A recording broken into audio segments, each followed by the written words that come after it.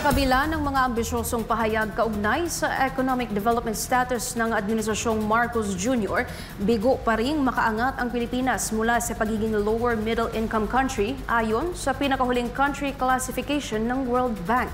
Si Jane Codnita magbabalita.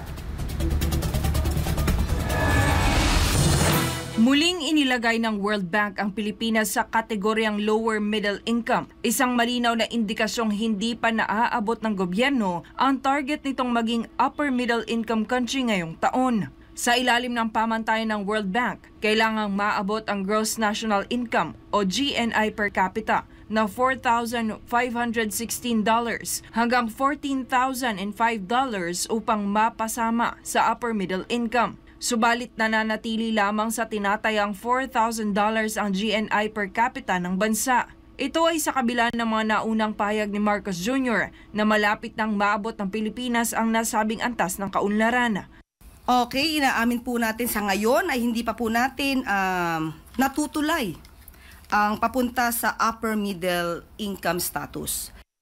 Ayon sa Malacanang, bagamat hindi pa nakakamit ng bansa ang inaasam na estado, positibo pa rin umano ang takbo ng ekonomiya ng bansa. Gayunman, hindi nito maikakaila ang realidad ng kabiguang tuparin ang pangakong pang-ekonomiya ng administrasyon ni Marcos Jr. Para naman sa tagapagsalita ng palasyo na dodoblehin umano ang pagsisikap upang matupad ang layunin ng Pangulo. Ngunit walang konkretong plano o bagong estratehiyang inilatag sa kabila ng kabiguang ito upang makaahon ng bansa mula sa kasalukuyang estado nito. Iginit naman ng Malacanang nakakausapin pa lamang nila ang economic team upang makuha ang mga detalye para sa agarang aksyon at konkretong plano para sa ekonomiya ng Pilipinas. Habang nananatiling mababa ang estado ng kita ng bansa, marami ang nananawagan sa administrasyon na itigil ang puro positibong pahayag at sa halip ay maglatag ng malinaw, sustenido at epektibong plano para sa tunay na pag-unlad ng Pilipinas.